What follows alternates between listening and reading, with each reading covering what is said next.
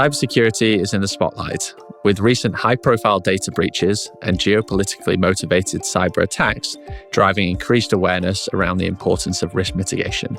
What's the overall health of the cybersecurity sector? And will enterprise spend on security continue to grow? At the very highest level, management teams, the C-suite, boards of directors are very aware of the threats that exist. It's top of mind for CEOs. And the awareness and the concern is at such an elevated level that there's a lot of support for incremental spending on security and a lot of concern about developing good cyber resilience within enterprise environments. Welcome to Research Recap. I'm Jack Atherton. I cover tech, media, and telecom specialist sales here at JP Morgan. Today, I'm joined by my colleague, Brian Essex, who covers US security software in our equity research team to explore key themes and developments shaping the cybersecurity sector. Brian, thank you so much for being here. Thank you for having me, Jack. Before we kick off, Brian, why don't you introduce yourself? Thanks, Jack. So I cover cybersecurity for JP Morgan, and I got started covering the industry actually in 2004 after being a banker for a few years post-grad school. I spent some time on the buy side and a few other sell-side firms before joining JP Morgan last October, recently launching coverage in January of this year. Great. Well, delighted to be doing this. So to kick off, I touched on the fact that we've seen some recent high-profile attacks, MGM, Caesars, Clorox. Can you just give us a bit of background on what happened there and who's exposed? Yeah, I mean, certainly these are definitely very high profile. And I think they received the awareness that they did because of the cost and the very public nature of each of these threats. So these were essentially ransomware attacks, all three of them very costly attacks. And one of the interesting things about these is whenever we see these, each of these news events that we see in the industry tends to drive the level of awareness and anxiety around these cyber attacks like a step function higher. And I certainly think we saw that with each of these. We had Clorox and then MGM and Caesars followed in close succession with each other later on. And in addition to having each of these events be very costly, in terms of awareness, I think people are very aware that, they see on the news that people can't check into the hotel rooms. They're getting written receipts in a digital era for certain transactions that they're doing at the casinos. And the timing of these events, particularly for MGM and Caesars, I think were very interesting because this happened just 2 months before Formula One, right? Which arguably for each of them is, one of the largest revenue events in recent history for each of those companies. So here we are 2 months before this substantial industry event in Las Vegas, and both these hotels get hacked. Maybe another thing just to note too is cost is increasingly becoming a point that many are aware of. I think MGM saying it cost them over $100 million to remediate the attack. Also interesting, one of them paid the ransomware and the other one didn't. But on the cost side, I'll reference maybe IBM's recent cost of a breach report that noted that the average cost of a breach is now up to a little over $4.4 million. So in addition to very public attacks, they're also becoming very costly as adversaries understand how best to exploit and monetize some of these vulnerabilities that these enterprises have. As an F1 fan, there was lots of cause for uncertainty going into last weekend's race, which ended up being a nail-biter and I think a resounding success, having started off with a few hurdles. So those were the recent high-profile hacks that we've seen. There's obviously lots of geopolitical events going on at the moment. Can you talk about how historically you've seen geopolitics play into the world of cybersecurity? It's a good question. And it's definitely been really interesting how it's evolved over time. In addition to certain adversaries that have consistently been out there, you've got nation-state sponsored adversaries out there. And certain hackers have been relatively innovative in developing new threats and finding new vulnerabilities. But now you have nation-states that have weaponized vulnerabilities in the marketplace, and they've put real capital to work in terms of uncovering new vulnerabilities and developing what's called zero-day war chests, right? So there are war chests of vulnerabilities that nobody knows about, and they keep until they need it, until a rainy day when they need to actually exploit this. I think one of the more notable events that I found really interesting was NotPetya back in 2017, right? This is what many consider or many regard as a Russian attack on Ukrainian infrastructure. And it got out of hand pretty quick. What's largely thought to be the case is Russian GRU, which is their military intelligence unit, delivered this exploit on a company that provides Ukrainian tax software. And the attempt was to bring down Ukrainian infrastructure. And it worked, but the blast radius expanded very quickly outside of Ukraine, and it expanded globally, worldwide. And within a matter of, minutes, brought very large global enterprises to their knees, including Maersk, which is a large global shipping company. So it was found out that this wasn't necessarily a ransomware attack, but it was disguised as a ransomware attack. But probably one of the more meaningful, pivotal points in cybersecurity history that really opened people's eyes to hybrid warfare, right? And hybrid warfare we're seeing is very real, and there are a number of consequences that need to be considered when we have geopolitical escalation. And then we've seen this in recent times as well. The latest conflict between Russia and Ukraine, and now between Israel and Hamas, both using both digital and physical hybrid warfare techniques to attack the other. So it's become a pretty meaningful catalyst for the growth of threats in the marketplace. And, the other part, from an economic perspective, each of these nation states injecting capital, it's like nation state sponsored cyber R&D to develop exploits to exploit these vulnerabilities in the marketplace. You've spoken about this before, but when you think about the vertical exposure that software has, cyber typically over-indexes on federal spend, and this is probably a big driver of that spend at the moment. Is there anyone within your coverage that stands out as being overexposed to federal? 100%. So yeah, it is a pretty meaningful vertical of spending within cybersecurity, and even more so recently with the Biden executive orders and initiatives there. But within my coverage, I would point to Tenable, which has, as a percentage of revenue, probably the largest percentage exposure to federal spending within cybersecurity, followed by CyberArk. And then there are others too that have acquired or are pursuing what's called FedRAMP status, which qualifies them for cloud-based federal cybersecurity exposure. Okay, and you touched on the Biden executive order. Yeah. I cover tech, but I sit on the trading floor, and security standards are getting increased attention across the rest of our trading floor and other sectors, other companies that need to focus on this increasingly. Can you talk about what Biden's executive order is aiming to achieve, and maybe just dovetail that into what AI has to do with this? So the first executive order that's notable was one that was drafted last May. And this kind of underlines what I would call maybe an inflection point of the way that enterprises and government entities have been thinking about cybersecurity, which is you're in a situation where you can no longer just prevent cyber attacks, right? There's a running joke in the industry. There's two kinds of companies. There's companies that have been hacked and ones that don't know they've been hacked. So I think there's a pivot in the industry now that has been occurring over the past several years towards cyber resilience, right? So it's knowing that you're probably going to get hacked. And when you do, you want to be best prepared with regard to how to respond to that attack.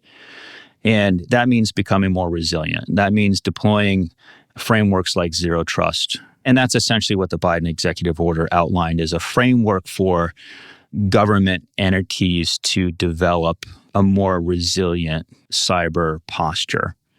It was notable because it almost served as a leadership by example kind of a framework, where now you have from the top down, right, the awareness of cyber threats, among other things, with regard to like potential impact to our national infrastructure, right? So even some of the larger enterprises like JPMorgan Chase are considered in some cases part of our national infrastructure. How do we make those pieces of infrastructure the most resilient? And this is basically a set of standards or a framework to start to push government entities, and just by leadership by example, enterprises to follow this set of principles to develop a better security posture and cyber resilience. So that was the first, and it's been progressing quite nicely. And we're now starting to see some of the spending that's materializing because of some of those initiatives. And then the latest one just recently was another executive order with regard to developing standards, or at least a framework for artificial intelligence, to make sure that artificial intelligence technology is developed safely to think about governance and implications to data that could potentially be exposed. And then, when we think about geopolitical impact, another thing to consider would be the fact that we have elections coming up next year. And that could be a concern. This past election, I know deepfakes kind of emerged as a topic of interest. And if you think they were interesting last election, just wait till you see this time around, because they've gotten so much better. So there are a lot of different topics that can arise due to the emergence of artificial intelligence and the acceleration of development of that kind of technology that is becoming noticed by the highest levels of both enterprise and government. Something to look forward to next year, or maybe not. Yeah. So just moving on to the overall health of the software market. On this podcast in the past, we've talked about how enterprise spend has come under pressure this year as a result of recessionary fears, higher rates, a push for enterprises to cut costs and focus on profitability. It feels like a slightly different environment within security software versus the broader enterprise spend space. Brian, you've been at lots of industry conferences over the last few months. How do you think management teams are feeling about enterprise spend at the moment and as we move into 2024? Great question. Yeah, it is. I think it is different. I mean, I think, first of all, at high level, I think software is relatively well positioned, particularly as enterprises adopt more technology as part of it. They're becoming more technology companies than they have been in the past. But specifically with security, with the recognition that we're in an elevated threat environment and it's only getting worse. And at the very highest level, management teams, the C-suite, boards of directors are very aware of the threats that exist. It's top of mind for CEOs. And the awareness and the concern is at such an elevated level that there's a lot of support for incremental spending on security and a lot of concern about developing good cyber resilience within enterprise environments. And that leads to more durable budgets, which is, I think, what we've seen over the past several years. One thing that's important to note is they're not immune to some of the other factors that persist throughout the tech sector. Things like elongated sales cycles, greater budget scrutiny. Enterprises are still careful to scrutinize what they're spending on and making sure they're getting the most out of that spend. So that's certainly a factor. But I think overall, we're still seeing a relatively healthy spending environment across security, particularly, I would say, within the highest priorities of spend, right? Which generally are also the largest addressable markets of spend. So they tend to line up relatively well. And is there a highest priority of spend within security? Are there certain products, tech, firewall, endpoint? How do you think about the highest of priorities? I mean, there is, and it depends on the enterprise, and it depends on what the exposure is. But generally speaking, and I've been involved with, we've done surveys of chief information officers. I've done them for over a decade. And they tend to be the top three categories consistently. They'll move around a little bit, but it tends to be network security, identity management, and endpoint security. And then within those, you've got certain segments that may become elevated at certain times. So maybe firewalls right now, not the top priority. Zero trust network architecture is a pretty high priority within network security. Within identity management, tends to be privilege access management, particularly after some of these ransomware attacks. I mean, companies like CyberArk have designed technology to address specifically the threat that was exploited or the vulnerabilities that were exploited with both MGM, Caesars, and Clorox. So we tend to see those move up depending on what the environment is like and what the profile of the company is like. They may have different priorities, but those generally tend to be the ones that rise to the top. So one of the big themes that we've seen emerge across software over the past few years is this winner-take-all platform approach. This has been especially relevant for Microsoft as they've pushed harder and harder into AI, and they've rolled out their co-pilots across the entirety of their tech stack. Is this same theory relevant for cybersecurity? Are you starting to see the emergence of platform winners? And if you could talk about how Microsoft fits into this debate, that would be great. That's a great question. Over a couple of decades covering this industry, it's been a consistent topic of discussion, right? There's always been this debate that enterprises have had. Do we go with best of breed or do we go with the platform? And historically, whenever a company has decided to purchase technology from a platform, there's been something that they've given up from a best of breed feature functionality perspective, right? I think we're starting to see that change. But absolutely right now, platformization is a big driver behind budget consolidation and growth of certain vendors in our space. Some of the more prominent ones that I cover would include Palo Alto, CrowdStrike, Zscaler. SentinelOne is emerging as a platform vendor as well, where you have platforms that have expanded from what initially was a foothold around best-of-breed technology in a space, right? So for Palo Alto, it was network security, for CrowdStrike endpoint. But in any regard, they've expanded into adjacent markets and have kind of built a platform. And now we're seeing the benefit of their ability to consolidate the number of vendors that enterprises need to manage, while at the same time being able to offer best of breed or best of suite technology on those platforms. I do think that, we will see some segments where best of breed technology will still be able to gain some share. There are some very high priority areas of spend like cloud native application protection, security, where we're seeing some, emerging vendors get some meaningful traction. But in any event, there is absolutely a desire for companies to reduce the number of vendors that they have to manage. The other thing that's really interesting is what we've seen over the past few years, and I think we're just starting to see the initial signs of the benefit of this, but it's the emergence of the proliferation of data lakes and AI, or artificial intelligence, machine learning driven data analytics. And what I mean by that is when you have some of these platforms that are able to develop enough scale and able to build ecosystems with enough robust data and analytics on top of them. From Microsoft's perspective, what they're doing is very interesting because they do have one of the largest endpoint estates in the marketplace. And that's very valuable real estate. And with what they've got, not just on the endpoint side, but the identity side, and they're edging into network security as well. So they've announced that they're entering the market with secure service edge technology relatively soon. So that gives them exposure into several meaningful and large addressable markets within software and within security. Their ability to leverage the development of artificial intelligence and co-pilots across that ecosystem is extremely valuable. So I think it's really interesting what they're doing. It's really interesting how they're evolving their platform. But I'd also be careful to note that the security vendors are doing this too. It's certainly an interesting and rapidly evolving segment of the market to be able to layer on artificial intelligence on top of exposure that each of these companies have. And you've touched on how AI is starting to evolve the security software space. But can you maybe give a few examples of specifically how the companies are embracing AI and how it's starting to impact the product set?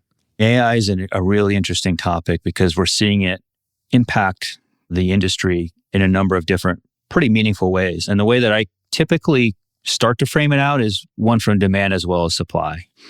On the demand side, I always say that, hackers are early adopters of new technology. And so one of the things that artificial intelligence, particularly generative AI, is able to do is it's able to upskill or level up a certain coder's ability to develop an application. And what I mean by that is you may not necessarily need a lot of specific domain expertise, or you may not need to be particularly skilled in a certain area of coding to develop a meaningfully malicious threat.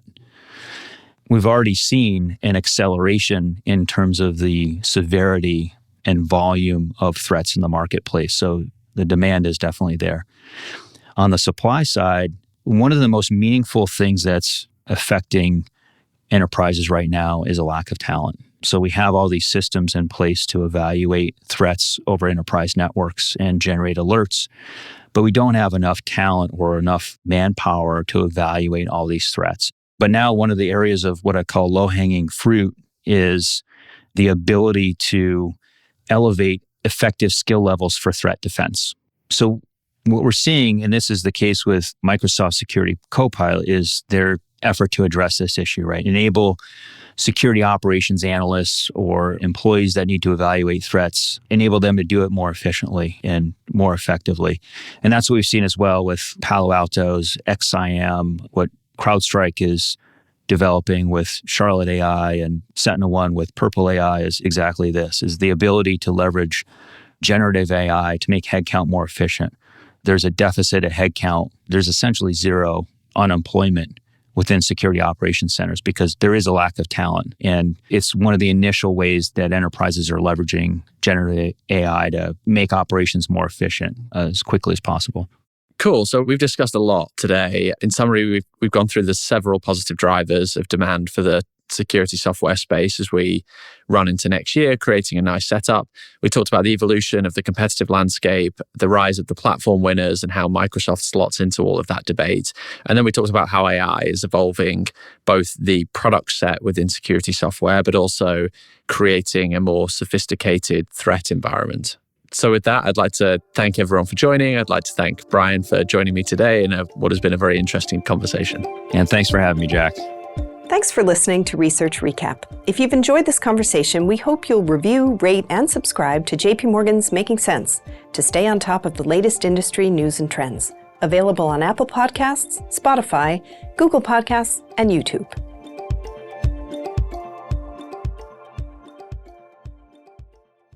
This communication is provided for information purposes only. Please read JP Morgan research reports related to its contents for more information, including important disclosures. Copyright 2023, JP Morgan Chase & Co., all rights reserved.